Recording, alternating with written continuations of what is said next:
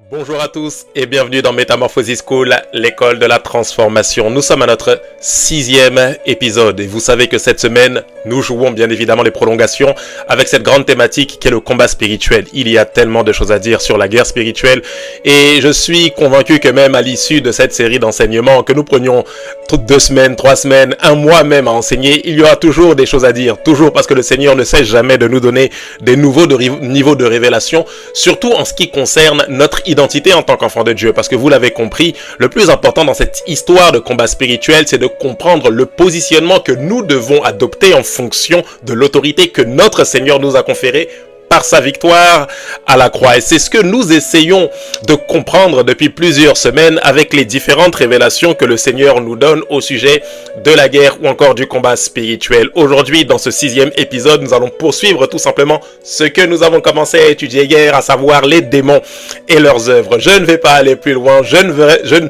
vais pas faire durer le suspense. Nous allons rentrer directement dans le vif du sujet, mais avant cela, nous allons prendre le temps de prier. Père de grâce, merci pour l'enseignement de ce soir. Merci parce que tu vas nous parler d'avance. Nous te rendons toute la gloire pour cela. Tu as déjà commencé à le faire depuis la semaine dernière et tu nous bâtis, tu nous enracines. Pas dans le but de nous effrayer avec des démons, de nous effrayer avec les histoires autour du diable, mais dans le but de nous enraciner davantage dans la victoire que Christ nous a déjà acquise à la croix il y a plus de 2000 ans. Ce soir, nous nous mettons à l'écoute de ton esprit, Saint-Esprit de Dieu. Nous te laissons le leadership, nous te laissons prendre le contrôle, inspire nos paroles et nos pensées et dirige-nous conformément à ta volonté. Père de grâce, nous promettons de te rendre toute la gloire qui t'est due. Dans le nom précieux de Jésus-Christ, nous t'avons prié. Que quelqu'un dise Amen, Amen, Amen. Avant de poursuivre la vidéo, tu la partages partout sur tous tes réseaux sociaux X, Thread, Facebook, Instagram, Snap, WhatsApp, TikTok, partout, parce que je suis convaincu que cette vidéo pourra édifier un grand nombre de personnes dans ton entourage. Les démons et leurs œuvres, partie 2, le sujet est donné depuis hier déjà. Alors rappelez-vous, nous l'avons dit lorsque nous avons commencé à aborder cette thématique qui est le combat spirituel, lorsque nous avons parlé des enjeux du combat spirituel, lorsque nous avons parlé de toutes les réalités la semaine dernière qui concernaient la guerre spirituelle, nous avons vu que le diable ou le dragon avec sa queue a entraîné un tiers des étoiles et nous avons vu que c'était bien évidemment un langage figuratif pour nous dire que dans sa chute, Satan a entraîné un tiers des créatures célestes. Plusieurs créatures célestes l'ont suivi dans sa rébellion. Voilà pourquoi Éphésiens chapitre 6 nous dit ceci, car nous n'avons pas à lutter contre la chair et le sang, mais contre les dominations, contre les autorités, contre les princes de ce monde des ténèbres, contre les esprits méchants dans les lieux célestes. À partir de ce passage, l'apôtre Paul nous parle de 4 types d'entités démoniaques, à savoir les dominations, les autorités, les princes de ce monde des ténèbres, les esprits méchants dans les lieux célestes. Alors ici, certains théologiens voient 4 types d'entités, d'autres 4 grades de démons, d'autres encore différentes appellations qui caractérisent les démons tout simplement. C'est-à-dire d'autres les voient comme étant des démons qu'on peut appeler des dominations, des autorités, des esprits méchants, des princes du monde des ténèbres, des esprits méchants dans les lieux célestes. D'autres voient différents grades en disant qu'il y a d'abord des dominations, ensuite des autorités, ensuite les princes du monde des ténèbres, ensuite les esprits méchants dans les lieux célestes. D'autres voient tout simplement 4 types d'entités, pas forcément des grades, mais des types. C'est-à-dire il y a des démons qui exercent une influence comme étant des dominations, et d'autres comme étant des autorités, d'autres comme étant des esprits méchants dans les lieux célestes, d'autres comme étant des princes du monde des ténèbres.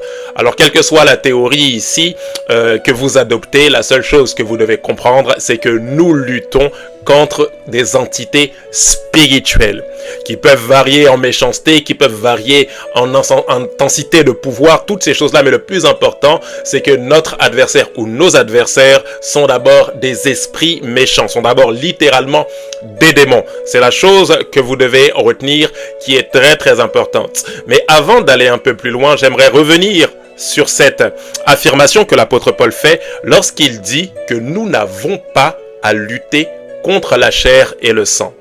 De prime abord, j'aimerais que nous focalisions notre attention sur ce mot « lutter ». Ici, littéralement, l'apôtre Paul, quand il utilise ce mot « lutter », fait littéralement, je dis bien littéralement, référence à un combat de lutte gréco-romaine.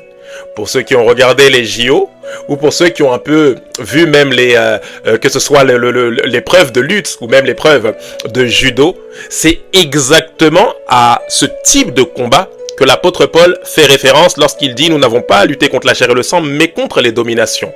Ça veut dire que le combat spirituel contre les démons, les effets, nous le voyons peut-être dans notre corps, avec des oppressions dans le corps, des oppressions dans les pensées, avec des oppressions dans le foyer, dans le mariage, mais sur le plan spirituel, c'est comme si, regardez la scène, c'est comme si nous étions littéralement dans un combat de corps à corps avec un démon.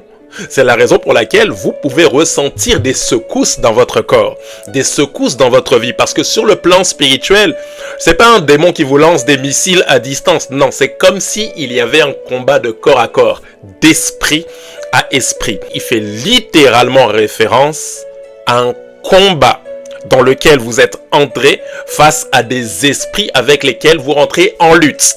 Et le but de la lutte, rappelez-vous les règles de la lutte, c'est quoi? C'est de mettre l'adversaire au sol et de le maintenir au sol. Voilà pourquoi dans la version parole vivante, la Bible nous dit que nous luttons contre ces esprits dans le but de rester maître de la place. L'arbitre déclare vainqueur celui qui a réussi à maintenir son adversaire au sol. C'est un combat de lutte gréco-romaine auquel nous sommes confrontés. Ainsi, vous comprenez la réalité spirituelle. Qu'est-ce que vous devez comprendre? L'ennemi, notre adversaire invisible, est encore plus près de nous que ce que nous pouvons penser. Le combat spirituel est beaucoup plus important que les effets du combat dans le physique.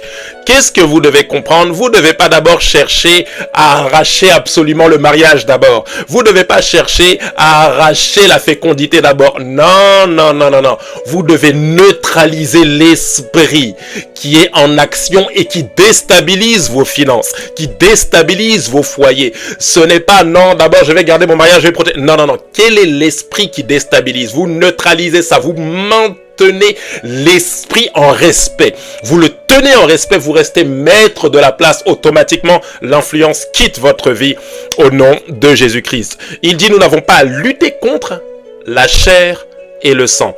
Qu'est-ce que ça signifie ici, ne pas avoir à lutter contre la chair et le sang? Cela signifie tout simplement, premièrement, que ce combat ne concerne pas uniquement notre chair, c'est-à-dire notre corps physique. Ce n'est pas juste un combat contre le péché. Il y a certaines luttes auxquelles vous êtes confrontés, certaines tentations qui viennent à répétition.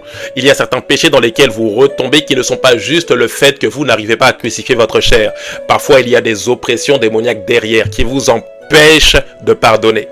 Des oppressions démoniaques derrière qui vous influencent tellement, c'est-à-dire vous sentez la pensée harcelante. On en parlera demain lorsqu'on parlera des niveaux, des différents niveaux d'influence. Au début, c'est la tentation et la tentation est amorcée par nos propres convoitises. Mais quand de la tentation, nous passons à l'oppression, ce n'est plus la chair qui parle, mais c'est comme des esprits qui harcèlent nos pensées, qui oppressent notre corps dans le but de nous empêcher de prendre une décision qui donne de la gloire à Jésus. Le combat n'est pas juste un combat contre la chair et le sang. Vous ne luttez pas simplement contre votre propre corps, mais il y a des esprits méchants qui influencent les pensées des hommes pour les empêcher d'obéir à la volonté de Dieu. Qu'est-ce que signifie également ne pas avoir à lutter contre la chair et le sang? Ça signifie, notez bien ceci, et cette vérité, cette deuxième vérité est d'autant plus fondamentale que la première, ça signifie que l'être humain n'est pas notre adversaire direct, mais il peut être un instrument entre les mains du diable. Je répète, l'être humain n'est pas notre adversaire direct dans le combat spirituel, mais il peut être un instrument entre les mains du diable. De quelle manière? Par le péché. Lorsque d'autres êtres humains ne sont pas convertis, n'ont pas donné leur vie à Christ, ou lorsque d'autres êtres humains qui ont donné leur vie à Christ sont charnels et vous poussent dans l'impudicité, vous poussent dans le mensonge, vous poussent dans des choses qui ne sont pas à la gloire de Dieu, ils sont comme des pistes d'atterrissage pour Satan. Pourquoi? Parce qu'ils vivent comme s'ils étaient encore l'homme animal, ou s'ils ne sont pas convertis, ils sont littéralement cet homme animal, c'est-à-dire cet homme qui est assujetti au royaume des ténèbres. Alors, quand ils se présentent à vous, ils sont comme des occasions de chute pour vous, même s'ils n'en ont pas conscience. Il est possible que des personnes soient utilisées par le diable sans pour autant en avoir conscience. C'est la raison pour laquelle le Seigneur nous demande justement d'aimer nos ennemis, de ne pas les détester, parce que parfois des personnes agissent d'une manière contraire à la volonté de Dieu sans pour autant savoir qu'ils sont sous influence démoniaque. Voilà pourquoi Jésus pouvait dire à Pierre, arrière de moi Satan, parce que tes pensées ne viennent pas de Dieu. Pourtant, Pierre ne voulait pas être du diable à cet instant précis, mais il voulait protéger le Seigneur en disant « Non, Seigneur, ça ne t'arrivera pas, tu ne mourras pas. » Mais il ne savait pas qu'en disant ça, il faisait obstacle au plan de Dieu pour le salut de toute l'humanité. Il est possible que certaines personnes soient sous influence démoniaque sans pour autant le savoir. Il existe d'autres personnes, en revanche, qui sont sous influence démoniaque de façon délibérée. Ce qu'on appelle souvent des agents du diable, des personnes qui ont choisi de pratiquer de la sorcellerie. Des personnes qui ont choisi de pratiquer de la magie blanche, de la magie noire, sachant littéralement qu'elles ont, comme on aime le dire, donné leur âme. Mais on ne peut pas réellement donner notre âme au diable. Mais on va plutôt dire des personnes qui ont choisi de faire alliance. Voilà le terme exact à employer. De faire alliance avec le royaume des ténèbres. Littéralement. Pour détruire la vie des gens. Pour contrôler, manipuler les gens. On le voit avec la magie blanche. On le voit avec la sorcellerie. On le voit avec la voyance. Dans le but soit de tuer. Dans le but soit de révéler des choses. Dans le but de semer des divisions. De détruire. Dans le but d'obtenir certaines choses de la part d'autres êtres humains. Sans que les autres êtres humains ne s'en aperçoivent. Oui, ça existe. Nous allons prendre une portion des Écritures pour le comprendre. Actes chapitre 13, verset 6 jusqu'au verset 12. Acte 13, verset 6 jusqu'au verset 12, la Bible dit ceci. Ayant ensuite traversé toute l'île jusqu'à Paphos, ils trouvèrent un certain magicien, faux prophète juif, nommé Bar-Jésus, qui était avec le proconsul Sergius Paulus, homme intelligent. Ce dernier fit appeler Barnabas et Saul et manifesta le désir d'entendre la parole de Dieu. Vous entendez ça? Le proconsul avait beau avoir un sorcier à ses côtés, qui faisait toutes sortes de faux miracles certainement, ça ne l'a pas empêché de vouloir entendre la parole du Créateur. Waouh! Mais Élymas le magicien, donc c'est ce fameux Bar-Jésus, Élymas le magicien, car c'est ce que signifie son nom, leur faisait opposition, cherchant à détourner la foi du proconsul. Alors Saul, appelé aussi Paul, rempli du Saint-Esprit, vous entendez ça, fixa les regards sur lui et dit « Homme plein de doutes, de toute espèce de ruse et de fraude, fils du diable, ennemi de toute justice, ne cesseras-tu point de pervertir les voies droites du Seigneur? Maintenant voici, la main du Seigneur est sur toi, tu seras aveugle, et pour un temps tu ne verras pas le soleil. » Aussitôt l'obscurité et les ténèbres tombèrent sur lui, donc il devint aveugle, et il cherchait en tâtonnant des personnes pour le guider. Alors le proconsul, voyant ce qui était arrivé, écoutez bien, crut, étant frappé de la doctrine du Seigneur. Il a cru, pas parce qu'ils ont parlé, mais il a cru parce qu'une manifestation miraculeuse s'est produite sous ses yeux. Et c'est cette manifestation miraculeuse qui l'a frappé de doctrine. La doctrine ici, c'était une démonstration de puissance. Voilà pourquoi l'apôtre Paul dit « Ma parole ne reposait pas sur des discours persuasifs de la sagesse humaine, mais sur une démonstration de puissance. » À un moment donné, il faut démontrer que la parole que nous prêchons est accompagnée de la puissance créatrice de Dieu. Qu'est-ce qu'il faut comprendre à partir de ce passage des Écritures? Nous devons comprendre d'abord, bien évidemment, et nous le verrons quand nous parlerons de comment méditer la Bible de manière efficace, qu'il ne faut jamais, vous connaissez le slogan, prendre un texte en le sortant de son contexte pour en faire un prétexte. Ici, on parle d'un acte ponctuel. Il y en a eu d'autres.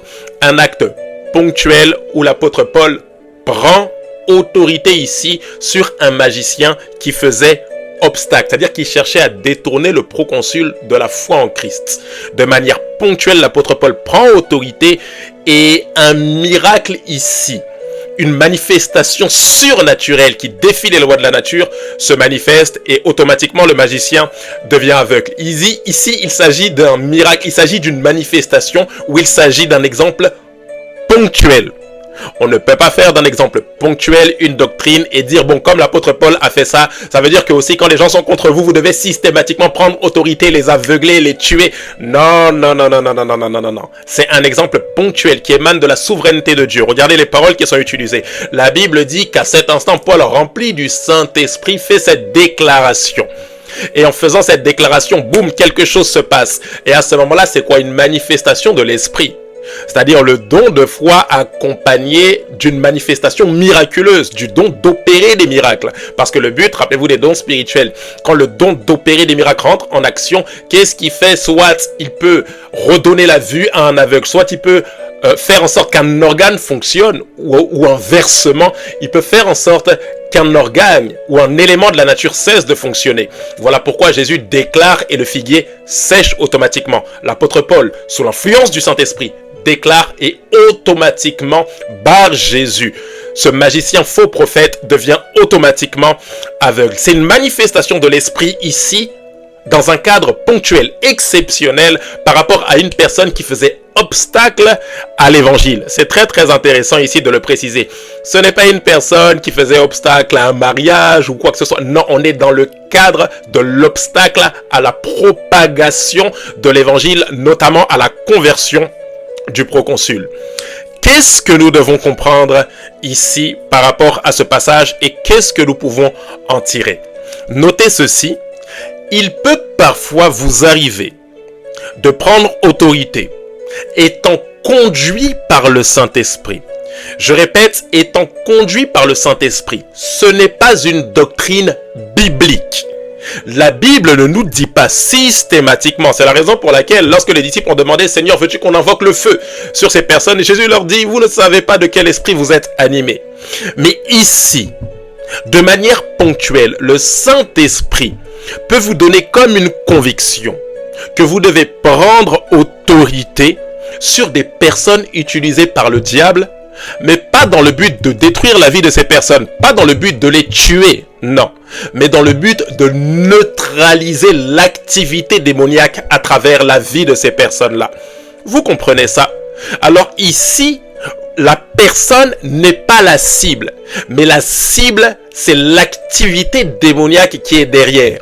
Et ce qui est frappant, c'est qu'avant de prendre autorité, l'apôtre Paul dit à cet homme, mais ne cesseras-tu pas de t'opposer aux voies du Seigneur? Comme si le Seigneur a usé de patience envers cette personne-là, avant que la main du Seigneur soit sur lui et qu'il devienne automatiquement aveugle. Il peut vous arriver parfois, parce que le Saint-Esprit vous convainc que là, il y a une personne qui a littéralement décidé de s'opposer au plan de Dieu. Il y a une personne qui a littéralement décidé de s'opposer à la volonté de Dieu. En ce qui concerne le salut, en ce qui concerne votre vie, il peut vous arriver de prendre autorité sur cette personne qui a été utilisée ou qui est utilisée par le diable. Mais encore une fois ici, c'est quelque chose qui émane de la souveraineté de Dieu. Une conviction du Saint-Esprit peut monter dans un contexte ponctuel, occasionnel, mais ce n'est pas systématique. Pourquoi? Parce que lorsque nous faisons face à des adversaires, la première des choses que Dieu nous demande, c'est d'aimer nos ennemis. Quand nous parlons d'aimer nos ennemis, ce ne sont pas les démons. Parce que les démons, les anges sont déchus. Mais les anges, qui ont choisi de se rebeller contre le Seigneur sont déchus. Mais lorsque nous parlons d'aimer nos ennemis, lorsque le Seigneur nous parle d'aimer nos ennemis, c'est nos semblables, les êtres humains. Parce que eux, ils ne sont pas réellement nos ennemis. Ils sont des personnes qui sont sous influence démoniaque. Et on ne sait pas si par notre amour, ils ne peuvent pas être gagnés par le Seigneur. Alors, il nous demande de les aimer. Mais vous devez comprendre que même quand vous prenez autorité, normalement, cette action est censée produire de la conversion. Lorsqu'une personne prend autorité sur quelqu'un qui est sous influence démoniaque, qui a choisi de pactiser avec le diable et automatiquement, boum, la personne est frappée d'aveuglement. Normalement, ce qui s'ensuit, c'est des conversions et non pas la satisfaction de nos convoitises. Ce n'est pas j'ai pris autorité et puis c'est bon, maintenant j'ai réussi à me marier. Non, non, non, non. La Bible dit que quand Paul a pris autorité, automatiquement le proconsul qui a vu ça, que ah bon, Jésus peut rendre aveugle, lorsqu'on s'oppose à ses plans, automatiquement il est frappé de la doctrine de Christ et il décide de fléchir le genou devant le Seigneur, de croire en la doctrine de Christ.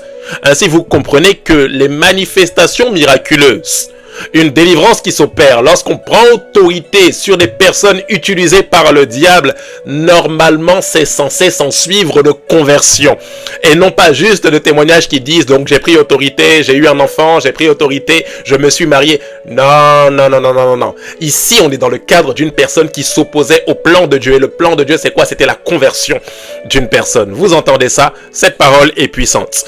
Vous devez comprendre une chose toujours par rapport à ce point. Le temps passe tellement vite, j'ai tellement de choses à dire. On continuera certainement cette histoire demain en ce qui concerne les démons et leurs œuvres.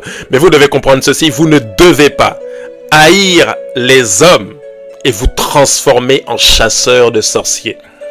Vous ne devez pas haïr les hommes et vous transformer en chasseurs de sorciers. Oui, il existe des agents du diable. Oui, il existe des personnes qui pratiquent la sorcellerie. Oui, il existe, c'est une réalité. L'activité démoniaque est réelle. L'activité occulte est réelle et nous ne devons pas badiner avec ça. On l'a vu avec Elimas, le magicien. On l'a vu avec ce Bar Jésus, ce faux prophète. Une personne qui pratique littéralement des sciences occultes. Oui, vous pouvez neutraliser ces personnes qui sont sous influence démoniaque, mais ne vous transformez pas en chasseur de sorciers. Oh, c'est de coutume, je vous assure. Le mal vient dans l'église lorsque on pousse les enfants de Dieu à neutraliser, lorsqu'on pousse les chrétiens à lier tous les sorciers de leur famille, sans pour autant les aider, sans pour autant leur apprendre à aimer les membres de leur famille. Vous entendez ça? Le mal vient dans l'église lorsqu'on pousse les chrétiens à chercher systématiquement à où se trouvent les sorciers, où se trouvent les démons de ta famille, où se trouvent les personnes qui te veulent du mal. Lorsqu'on pousse les chrétiens à poursuivre les membres de leur famille qui sont mauvais ou qui seraient mauvais, les sorciers de leur famille, sans pour autant leur apprendre à aimer les membres de leur famille. Le mal vient dans l'église lorsque les enseignements commencent à rendre amers les gens à un tel niveau où au lieu de chercher le salut de leurs proches, ils cherchent plutôt à neutraliser tous ceux qui sont contre leur mariage. Où ils cherchent plutôt à détruire la vie de toutes les personnes qui sont contre leur ascension professionnelle. Le mal vient dans l'église lorsqu'on cherche à combattre dans le combat spirituel tout en utilisant les armes du diable. C'est la raison pour laquelle Jésus fixe les bases durant son parcours terrestre et dit non, non, non, non, non. Aimez vos ennemis. Priez pour ceux qui vous persécutent. Faites du bien à ceux qui vous font du mal. Bénissez ceux qui vous maudissent. Rentrez dans le terrain du combat, mais n'utilisez pas les armes du diable. Vous ne pourrez pas gagner en utilisant les armes de votre adversaire. C'est pas possible. Alors oui, l'activité démoniaque est réelle. Oui, les activités occultes sont réelles. Il y a littéralement des personnes qui ont choisi de pactiser, de faire alliance avec le diable. Et vous pouvez neutraliser ces activités-là sans pour autant détester les individus. Une fois que vous avez neutralisé ces activités, une fois que le Seigneur vous a révéler qui étaient les personnes qui avaient choisi de faire un pacte avec Satan, toutes ces choses-là, demandez au Seigneur de neutraliser l'activité par votre autorité en Christ, neutraliser, mais derrière, demandez la conversion de ces personnes. Oh, intercédez, Seigneur, que ces personnes qui sont sous le coup de ton jugement ne meurent pas dans leur péché, ne meurent pas dans leur choix, mais qu'elles se détournent de leur mauvaise voie et qu'elles finissent par t'accepter comme Sauveur et Seigneur. Ainsi, vous rentrez dans le champ du combat spirituel, vous affirmez votre autorité en Christ, mais vous manifestez également la nature de Dieu. Vous comprenez que cette histoire de combat spirituel est une histoire d'influence. Quelle est la nature qui vous influence? Est-ce que c'est la nature du royaume de Dieu, de votre Seigneur, de votre Jésus, de votre Dieu? Ou est-ce que c'est la nature de l'adversaire, de l'accusateur? Celui qui attaque mais avec méchanceté, celui qui attaque mais dans le but de détruire. Lorsque nous rentrons sur le terrain du combat spirituel, c'est dans le but de détruire, oui, mais les œuvres du royaume des ténèbres. C'est dans le but de détruire, oui, mais les démons. Ce n'est pas dans le but de détruire nos semblables. Ce n'est pas dans le but de détruire nos amis. Ce n'est pas dans le but de détruire nos parents. Ce n'est pas dans le but de détruire nos enfants. Ce n'est pas dans le but de détruire nos frères et nos sœurs. Mais c'est dans le but de neutraliser l'influence qui est exercée sur leur vie, qu'ils aient choisi délibérément ou non de se placer sous l'influence du royaume des ténèbres. J'espère que ça va jusque-là. Nous terminons avec cette vérité fondamentale comme pour clôturer cette histoire des démons et leurs œuvres. Nous parlerons demain des différents niveaux d'influence et on verra encore beaucoup de choses par la grâce de Dieu. Vous devez comprendre qu'on reconnaît un démon par ses œuvres. On reconnaît un démon par ses œuvres.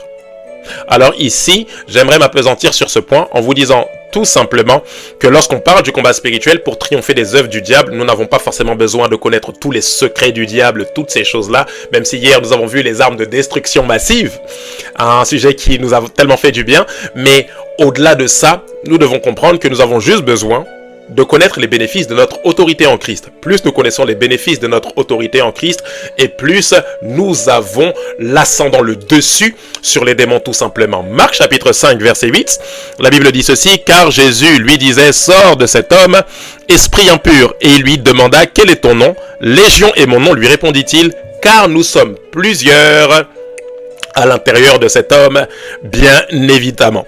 Alors vous devez comprendre que tout ce qui concerne le combat spirituel doit toujours prendre appui sur la Bible, sur les Écritures, pas sur les expériences d'un pasteur ou d'un homme de Dieu. Bien qu'il y ait une notion expérimentale dans le combat spirituel, parce qu'il y a certaines choses que certaines personnes vivent, comme les paralysies du sommeil, par exemple, que la Bible ne mentionne pas à proprement dit, certaines réalités que nous pouvons vivre qui ne sont pas forcément consignées dans les Écritures. Mais il est très dangereux de bâtir notre foi et de faire d'une expérience une doctrine. C'est très dangereux de bâtir notre foi sur une expérience ponctuelle qu'une personne a fait et elle en a écrit un livre, etc. Il faut faire très attention. Il est bon d'écouter les expériences sans pour autant en faire des doctrines pour notre vie. Ce n'est pas parce qu'un pasteur a vécu ça ou a vu ça ou a dit ça que ça veut dire que tous les chrétiens doivent systématiquement vivre ça ou manifester la chose de telle ou de telle manière. Il faut faire très attention. Toute doctrine doit être appuyée sur les saintes écritures, bien évidemment. Alors vous devez comprendre que lorsqu'on fait face à une activité démoniaque, on n'est pas là pour dialoguer avec les démons, pour parler avec les démons, bien que ici on voit Jésus, encore une fois de manière ponctuelle.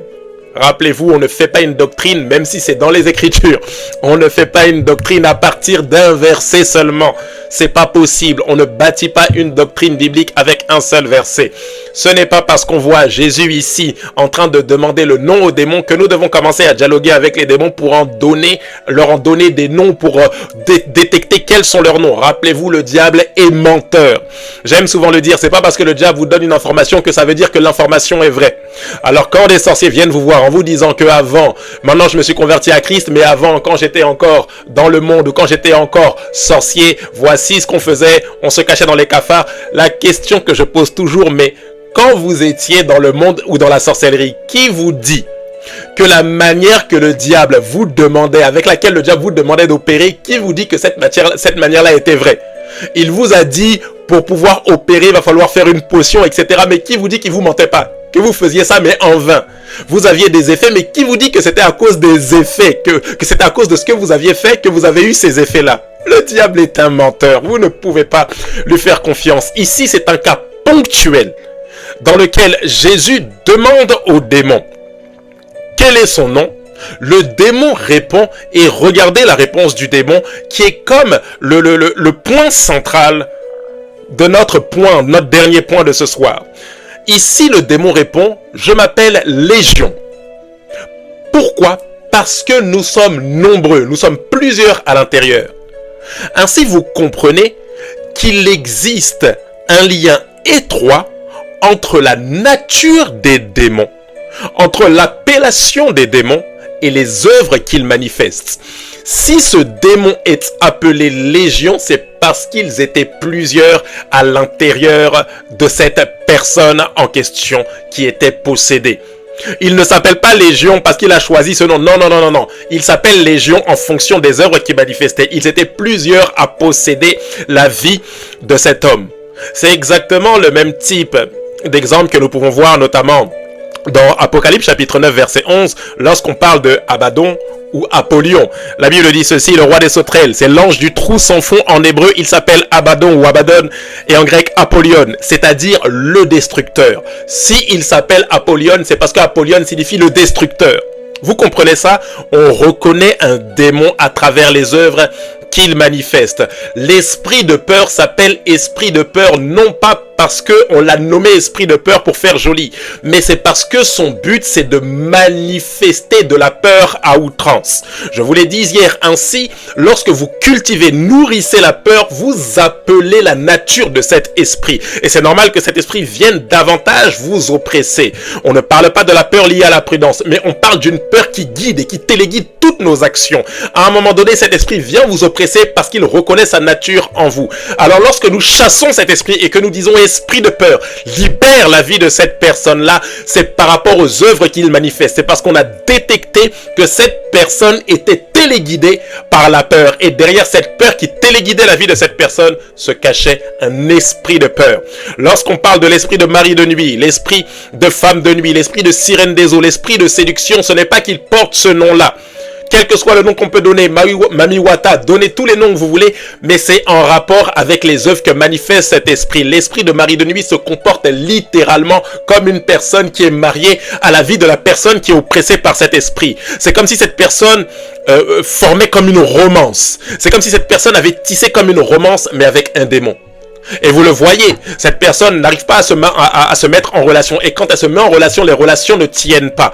Pourquoi? Parce que la romance est tellement prépondérante, mais dans la nuit. La personne se voit avoir des rapports avec cet esprit. Des fois, c'est pendant qu'elle est endormie. Des fois, même, elle est éveillée, elle n'est même pas endormie. Elle se voit avoir du plaisir avec cet esprit, ce qui fait que des fois, elle n'arrive même pas à avoir du plaisir, même lorsqu'elle est mariée avec son mari. Pourquoi? Parce qu'il y a une romance avec cet esprit. Oh, si tu es oppressé par cet esprit, je déclare, alors que tu es connecté, que tu regardes cette vidéo, que cette oppression te lâche au nom de Jésus. L'esprit de mari de nuit arrive à un tel niveau d'oppression que ça se manifeste dans la vie de la personne à un tel point où la personne ne parvient pas à se mettre en couple. Pourquoi? Parce qu'il y a cette romance.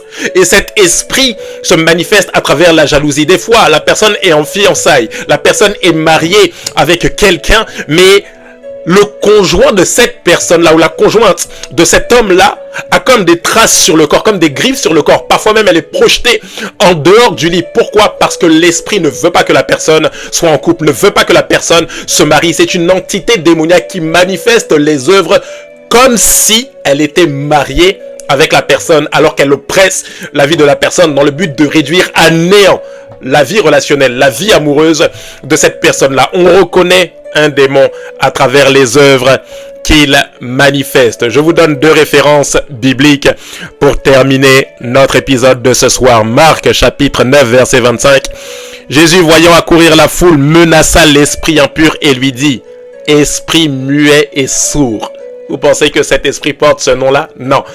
Il porte le nom des œuvres qui manifestaient dans la vie de l'enfant. Esprit muet et sourd, je te l'ordonne, sors de cet enfant et n'y entre plus. La Bible dit ceci, acte 16, verset 16 jusqu'au verset 18.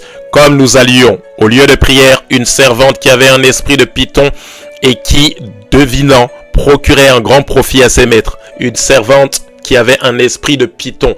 Ce n'est pas qu'il existe un esprit qui s'appelle esprit de python. Non, mais ici, c'est en référence au serpent, au séducteur, c'est-à-dire celui qui trompe.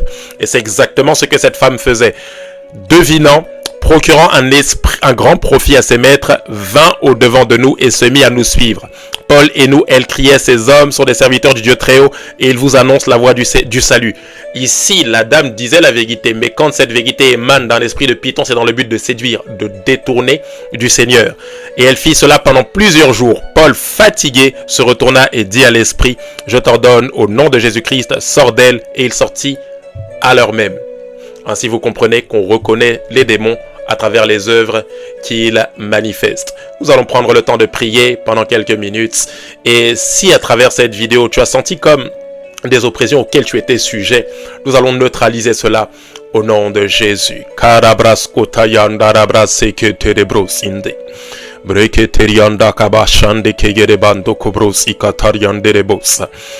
Tu as dit dans ta parole à tous ceux qui l'ont reçu, ceux qui croient en son nom, elle a donné le pouvoir de devenir enfants de Dieu, lesquels sont nés ni de la volonté de la chair, ni du sang, ni de la volonté de l'homme, mais ils sont nés de Dieu. Voilà pourquoi, par l'autorité que tu nous as donnée, l'autorité légale en Christ que tu nous as donnée, je neutralise au nom de Jésus toute entité démoniaque, toute activité satanique, démoniaque, toute activité ténébreuse d'un quelconque démon dans la vie de mon frère et de ma sœur connectés ici. Que ce soit depuis la France, depuis l'Afrique, je vois même des personnes aux Antilles connectées à cette vidéo, qui regardent cette vidéo, être oppressées par des esprits impurs, être oppressés par des esprits séducteurs. Je neutralise ces oppressions démoniaques au nom de Jésus.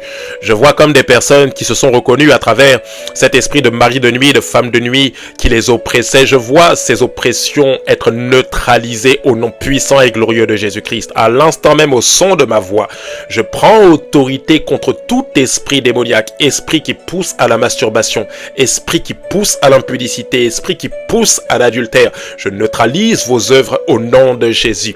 Esprit de peur, je déclare que vous n'avez plus de part dans la vie de cette femme, dans la vie de cet homme, au nom de Jésus. Merci Père de ce que tu imposes ton règne maintenant, et il n'y a pas de place pour autre chose si ce n'est le règne de Dieu, le règne de foi, le règne de joie, le règne d'assurance, le règne d'espérance, le règne de paix de Christ qui surpasse toute intelligence au nom de Jésus. Nous te disons merci Père de grâce, parce que nous savons que ta victoire est effective à travers l'œuvre de ton Fils Jésus-Christ et manifeste dans nos vies par la personne du Saint-Esprit. Je déclare que le glorieux Saint-Esprit aura toujours le dessus, et ce dans tous les domaines de notre vie. Nous bénissons ton nom Père, nous te rendons toute la gloire qui t'est due pour la victoire dans nos vies, la victoire sur les œuvres des démons, la victoire sur les œuvres de la chair, la victoire sur toute activité du royaume des ténèbres. Encore une fois, nous élevons ton nom et nous te rendons toute la gloire,